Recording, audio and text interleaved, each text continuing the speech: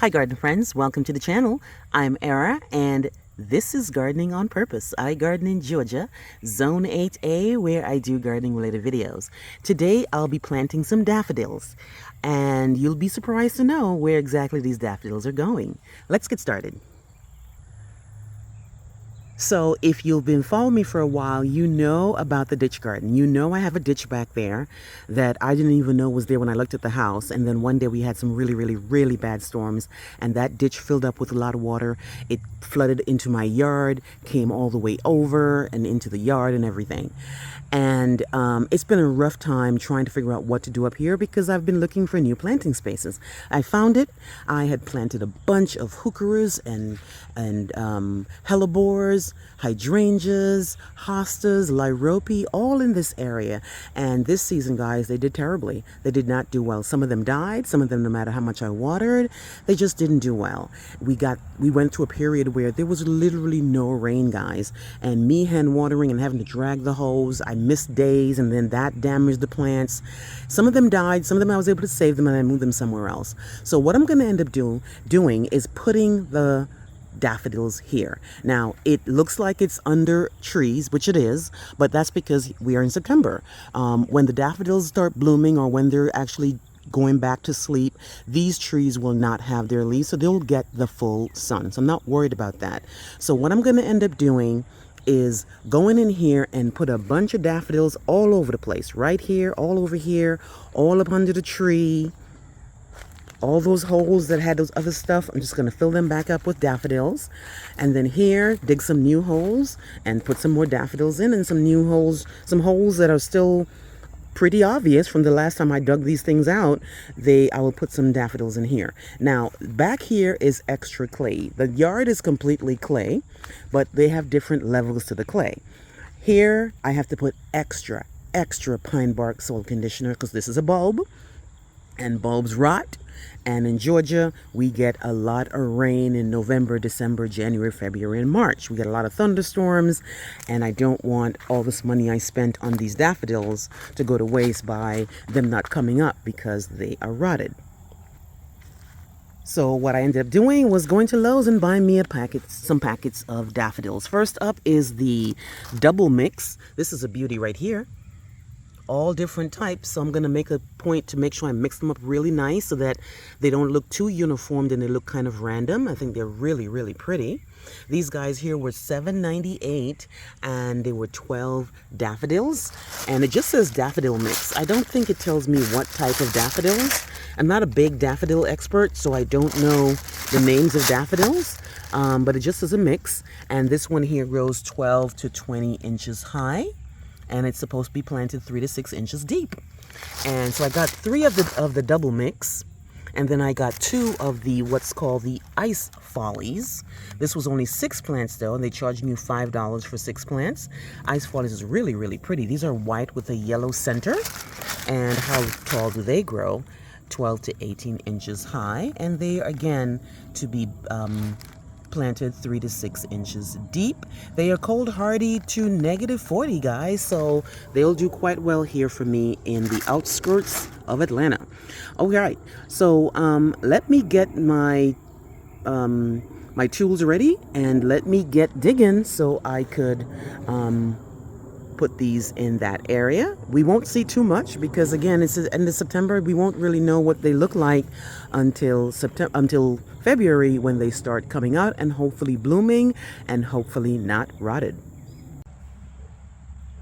All right guys, so I have my pine bark soil conditioner, which I add to every hole that I dig in my garden, no matter what it is. I always add this 50-50 because of the clay factor, and like I told you, it's actually clay back here.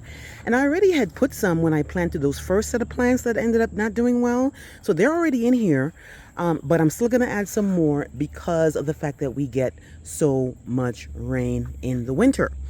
And of course I put all the bulbs in one container so that I don't have to think about which bulb I'm putting in to make it look a certain kind of way. I just want it to all come out random. So all I'm going to do, guys, is put 3 or 5 in each hole and cover it up once I mix up my soil conditioner. So all I do really, let me just show you, is I dig the hole, which is right there, And I got worms, so I'm really happy when I see worms in the yard. And they said 3 to 6 inches deep. But again, with clay, I don't think I need to. It's not really necessary because it's already an issue with the drainage. So I just put soil conditioner, I mix it up, and then I make sure it's all nice. And I take out some, put some more in here, and then make sure it has a nice bed there. And then here, I don't know which one I'm grabbing. I'm just going to grab them randomly because I want it to come out random. And I'm just going to grab 3. And I'm just going to put it right there. Put one here. And put one there. And pretty much cover it. That's pretty much that. All I'm doing now is just pouring the nice drained looking soil right back on it, which is 50-50 with the natural soil and the pine bark.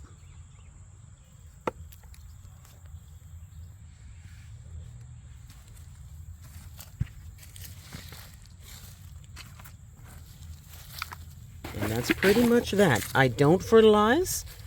The bulb has everything it needs in there, so I mean, people fertilize. I don't, because it doesn't seem to make a difference when I do it anyway. I do a major fertilization in March and again in July for the entire garden, but I don't make a point of throwing bulb tone in here or anything because I know there's such a thing as bulb tone. And that's pretty much it. Same thing with this guy here. Grab my bucket. Grab my soil conditioner, pour it in there, make sure it counts for half and half, mix it up.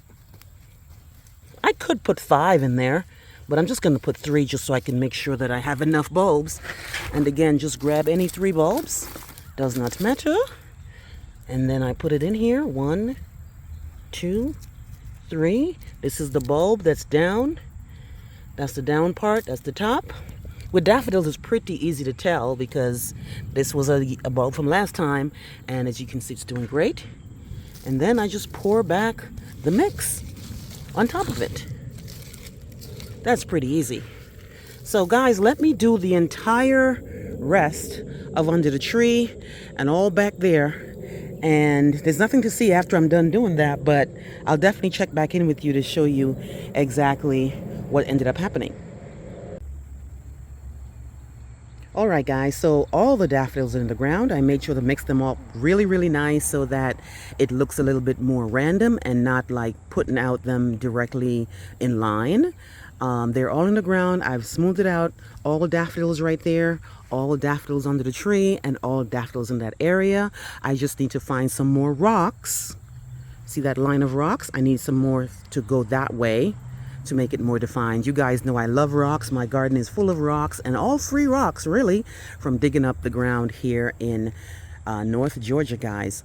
I won't be mulching this area.